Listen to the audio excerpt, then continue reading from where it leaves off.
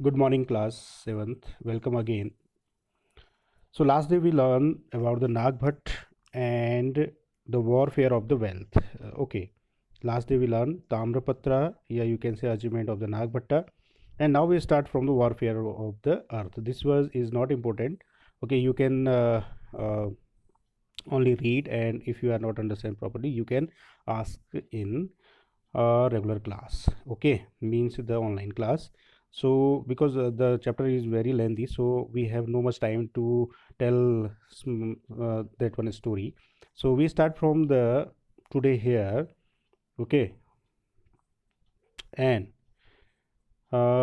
we start from the period area where the city of the Kannauj in the Ganga Valley. For centuries, rulers belonging to the Gujjar Pratihara, Rashtrakuta, and the Palas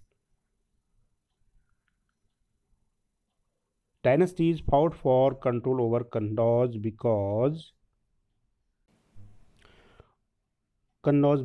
there were the three parties in this long drawn conflict. Historians often describe it as the tripartite, okay, tripartite we can say struggle.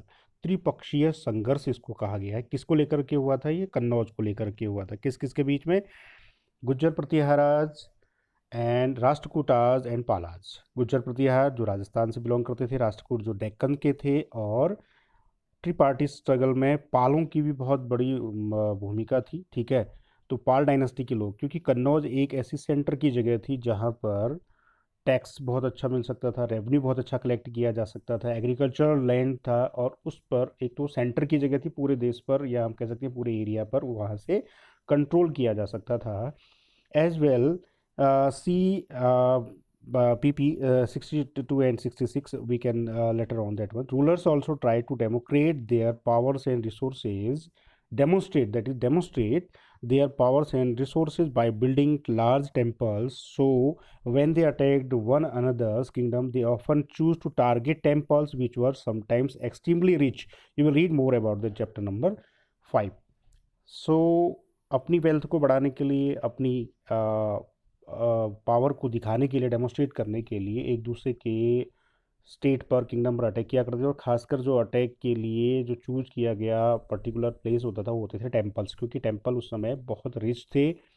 Temple एक तरह से किसका रूप थे? Bank के रूप में काम किया करते थे। ठीक है, आई बात समझ में? One of the best known of such rulers is sultan Mahmud Ghazni. तो उस समय के कुछ एग्जाम्पल आपको दिए जा रहे हैं कि जिन लोगों ने वॉरफेयर फॉर वेल्थ किया, यानी कि लड़ाई की किसके लिए? धन दौलत के लिए, लूटा भारत को। उनमें एक बड़ा नाम आता है महमूद ऑफ गजनी का, जो अफगानिस्तान का था। He ruled from 997 to 1030 and extend control over part of the central Asia, Iran and northwestern part of the subcontinent. He raided the subcontinent almost every year. His target were wealthy temples, included that in the Somnath, Gujarat. Much of the wealth Mahmud carried away was used to create a splendid capital city at the Ghazni. तो भारत पर attack करने वाला 17 time. Okay, historians ये कहते हैं कि इसने 17 बार भारत पर अटैक किया, और सबसे फेमस अटैक इसका था सोमनाथ, गुजरात के शिव टेम्पल का, या जो गॉड शिवा को समर्पित जो टेम्पल था सोमनाथ, उस पर अटैक करना। और उसने यहाँ से दुनिया भर की चीज़ें, या हम कह सकते हैं कि जितनी भी धन दौलत जितनी भी थी यहाँ से लूट करके वो सब कहाँ ले गया? गजनी ले गया, और वहाँ जाकर उसने अपनी कैपिटल को अच्छा बनाने में उस वेल्थ का यूज किया था। ठीक है, तो now Sultan Mahmud was also interested in finding out more about the people he conquered and instructed a scholar named Al-Baruni. जीतने के साथ साथ उसने क्या किया? उसे एक स्कॉलर भी वो उनके साथ भारत आए हुए थे, जिसका नाम अल-बरूनी था। दिस अरेबिक वर्क, जिसने क्या लिखा? Right an account of the sub continent, जिसने भारत के बारे में, भारतीय प्रायद्वीप के बारे में एक अकाउंट लिखा, एक किताब लिखी, जिसका नाम किताबुल हिंद रखा गया। ठीक है, अरेबिक में वह वर्ड है, अरेबिक में वो लिखा हुआ है, और उसमें हिस्ट्री की बहुत सारी बातें हैं, उसमें की हिस्ट्री को बहुत अच्छी तरह से लिखा गया है। He consulted Sanskrit scholars to prepare his this account, और उसने कंसल्ट किया कि संस्कृत में भी जो स्कॉलर्स हैं वो क्या करें, उस काम को करें। ठीक है, other kings who engage in the warfare included the Chahamanas. उसके अलावा जो लोग वॉरफेयर में थे, या जो लड़ाई किया करते थे उनमें बड़ा नाम आता है चहमांस का, जिनको हम बाद में चौहान्स कहते हैं। ठीक है, कुछ चौहान आपने नाम सुने होंगे, जैसे Prithviraj Chauhan, who ruled over the regions around Delhi and Ajmer. Delhi और अजमेर में जो रूल करते थे, they attempted to expanded their control to the vast under the east.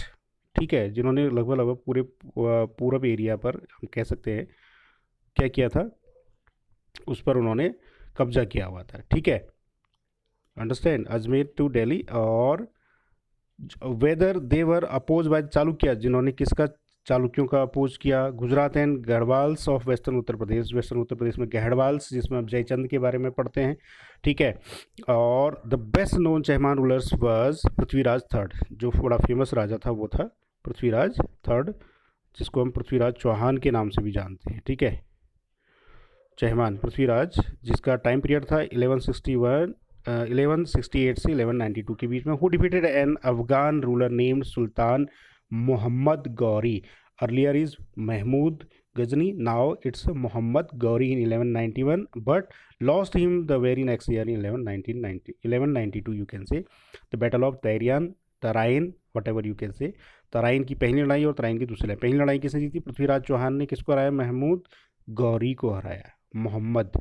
ठीक है, Mahmud then Mohammad, Mohammad is better name, Mahmud Ghori not Mohammad Ghori. Okay, that is Mahmud, ये था मोहम्मद गौरी, दोनों में अंतर है। ठीक है बेटा, तो इसने इसको हरा दिया। किसने हराया, पृथ्वीराज चौहान ने। पहली लड़ाई में हराया तराइन की, दूसरी लड़ाई में ये खुद हार गया और उसके बाद इसको बंदी बना लिया गया। लंबी कहानी है, एक रिटर्न डॉक्यूमेंट मिलता है इसका, दैट इज कॉल्ड चंद बरदाई का लिखा हुआ पृथ्वीराज रासो। इसके बारे में हम फिर कभी बात करेंगे। आगे बढ़ते हैं। From now a closer look of the Cholas, चोलों के बारे में पढ़ते हैं। ठीक है, चोलों के बारे में आप देख सकते हैं, ये जो रीजन था ये किसका था, ये चोलों का था। ठीक, ये पूरा एरिया ये चोलाज का था और इसी में एक बहुत बड़े राजा हुए थे। ठीक, एक से एक जिनके बारे में हम इसमें पढ़ेंगे। फ्रॉम उरैयर टू तंजावुर, तो उरैयूर से स्टार्ट हुआ इनका यह स्ट्रगल, बाद में कहाँ तक पहुँचा, तंजावुर तक पहुँचा, एक बड़ी कैपिटल के रूप में इनके सामने आता। तो इसकी कहानी है, how did the Cholas rise to power, कैसे वो पावर में आए। Major minor chiefly family known as the Mutayar, that name is Mutharayar, held power in the Kaveri Delta, south का नाम है। They were subordinate to the Pallava kings, Pallavas के subordinate थे, जैसे हमने ऊपर पढ़ा था दंतिदुर्ग किसका था, चालुक्यों का सबॉर्डिनेट था। ठीक है, उसी तरह से विजयालय क्या थे, सबॉर्डिनेट थे कहाँ के, पल्लव, जो कांचीपुरम के पल्लव थे, कांचीपुरम इन तमिलनाडु। ठीक है, Vijayalaya who belong to the ancient chief family of the Cholas from the Uraiyur captured the delta from the Mutayar या Muthayar in the middle of the 9th century. He build the town of the Thanjavur and the temple of goddess Nishumbhasudani there, जिसने क्या किया था तंजावुर में, जो एक पुरानी इसी वंशज था, यानी कि इससे पहले भी चोलों का डायनेस्टी रही होगी, तो उसी में विजयालय नाम का एक राजा हुआ कह सकते हैं हम, और जिसने क्या किया, तंजावुर को अपनी कैपिटल बनाई और वहाँ पर निशुंभ सुदनी नाम की देवी का एक मंदिर भी बनाया, कहाँ, तंजावुर में। The successor of Vijayalaya conquered the neighbouring regions and the kingdom grew in the size and power. जो विजयालय के बाद उसके आने वाली जो पीढ़ी थी, आने वाले जो राजा थे, उन्होंने भी क्या किया, अपने आसपास पड़ोस में सभी राज्यों को जीत लिया। और the Pandyan and the Pallavas territories to the south and north were made part of the kingdom. और पल्लव और पांड्य, जो हमने पहले भी पढ़े थे कि साउथ में जिन जगहों पर पल्लव और पांड्यों का रूल था, उनको क्या किया, उनको भी कैप्चर कर लिया और अपने किंगडम को बढ़ा लिया। ठीक है, आगे पढ़ेंगे हम। और इनमें जो बड़े राजा हुए, जैसे मैंने कहा अभी, तो वो थे Rajaraja first, consider the most powerful ruler. कौन था, पहला राजा था Rajaraja first. Okay, Rajaraja first, ये उसका नाम। ठीक, then most powerful ruler and becoming in the 985 and expanded control over most of these area. He also recognized the administration of the empire. Raja's son Rajendra first, उसका बेटा Rajendra first था। He continued his policy and even raided the Ganga Valley, Sri Lanka and countries of the Southeast Asia, developing a navy for these expeditions. ठीक है, उसका बेटा उससे भी बहुत ज़्यादा क्या था, तेज़ था। ठीक है, उसने क्या किया, पूरे साउथ ईस्टर्न एशिया को जीत लिया, श्रीलंका तक अपनी नेवी को लेकर के गया और उसने गंगा के यानी कि नॉर्थ में गंगा तक के एरिया को जीत लिया, और बाद में उसने गंगईकोंडा चोलापुरम नाम से एक नगर भी बसाया। That means who win the Ganga, जिसने गंगा को जीत लिया, उसके लिए उपाधि जो उसने रखी थी, या उसने जो अपना सब टाइटल रखा वो था Gangaikonda Cholapuram. Now spended temples and bronze sculptures. Chola किस लिए जाने जाते हैं? अपने बहुत बड़े बड़े टेम्पल्स बनवाने के लिए, जैसे आप यहाँ पर देख रहे हैं। The big temple of the Thanjavur and the Gangaikonda Cholapuram built by Rajaraja and Rajendra are the architectural and sculptural marvels, यानी कि बहुत फेमस है, बहुत सुंदर है। ग्रेफाइट से बने हुए ये मंदिर। Chola temples often became the nucleus of nuclei of the settlements which grew around them. These were the centers of the craft productions. Temples were also endowed with the land by the rulers as well as by the others. The producer of this land went to the maintaining the specialist who works at the temples and very often lived near it. The priest, garland makers, cooks, sweepers, musicians, dancers, etc. In other words, temples are not only the place of the worship, they were the hub of the economic, social and cultural life as well. तो अभी जैसे मैंने थोड़ी देर पहले कहा कि मंदिर उस समय के जस्ट लाइक अ बैंक की तरह काम किया करते थे, एक मार्केट की तरह। उसके चारों तरफ क्या होते थे? मंदिरों के चारों तरफ प्रीस्ट के जो पुजारी होते थे वो रहा करते थे, गार्लैंड मेकर्स होते थे, ठीक है, कुक्स होते थे जो खाना बनाते थे वहाँ, स्वीपर होते थे मंदिर की साफ़ सफाई करने वाले, म्यूजिशियन होते थे, डांसर होते थे जो मंदिरों में जाकर डांस और गाना बजाने का काम करते थे। इन अदर वर्ड्स तो टेम्पल क्या थे? बहुत एक वर्शिप की पूजा पाठ के साथ साथ बैंक का काम भी कर रहे थे, ठीक है। Amongst the crafts associated with the temples, the making of bronze image was the most distinctive. Chola bronze image was considered among the finest in the world, while most images were the deities, sometimes images were made of the devotees as well. तो चोला किसके लिए भी जाने गए? अपने sculpture के लिए भी जाने गए। कौन से? ब्रॉन्ज स्कल्पचर के लिए, ठीक है। ये ब्रॉन्ज की बनी हुई आप देख रहे हैं कि यहाँ पर नर्तकी की मूर्ति है, और कई बार ये देवी देवताओं की भी होती थी और कई बार डेवोटीज़ की भी होती थी, जो भक्त होते थे उनकी भी बनाई जाती थी, ठीक है। Now we move in agriculture and irrigation. Many of the achievements of the Cholas were made possible through the new development in the agriculture. Look at the map number 2.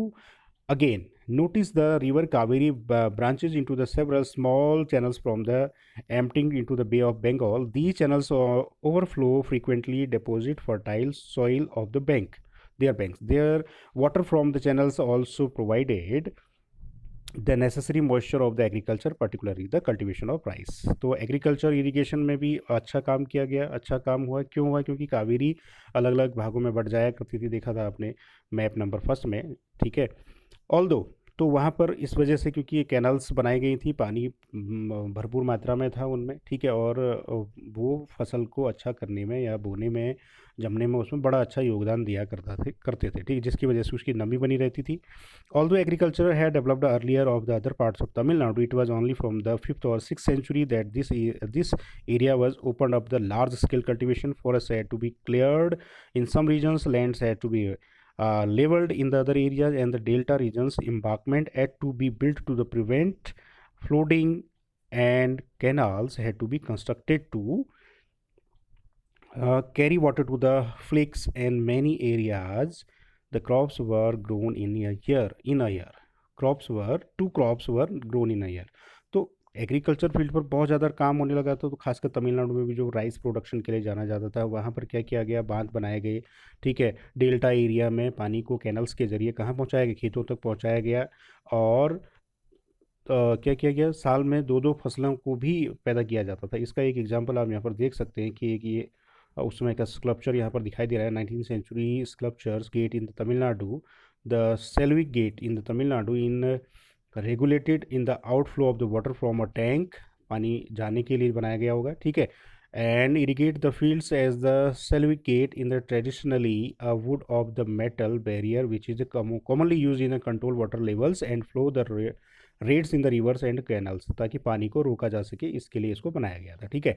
In many cases it was necessary to water crops artificially. A verify of the methods were used of the irrigation. In some areas where were the dug, in the other places had the tanks were constructed in the collect rainwater. Remember that irrigation works require planning, organization, labors and resources, maintaining these works and deciding to the how water is to be shared. Most of new rulers as well as the people living in the village took in active interest in these activities में। तो इस case में कई बार artificial चीज़ों को भी अपनाया गया था, जैसे मैंने कहा कि डैम बनाए गए थे, ठीक है, तो इन डैमों से और खासकर साउथ तो जाना ही जाता है अपने इरिगेशन फैसिलिटी के लिए, डगिंग के लिए, यानी कि जो किसके लिए, पॉन्ड्स के ज़रिए वहाँ पर क्या होता है, बहुत ज़्यादा इरिगेशन किया जाता है। तो इरिगेशन फैसिलिटी वहाँ पर पहले से ही अच्छी की गई थी, ठीक है। और इस पर प्लानिंग के तहत, उस पर ऑर्गेनाइजिंग कमेटी के तहत काम किया गया और इसमें लोगों का इंटरेस्ट ज़्यादा था, ठीक। अब हम आगे पढ़ेंगे तो administration of the emperor. Okay.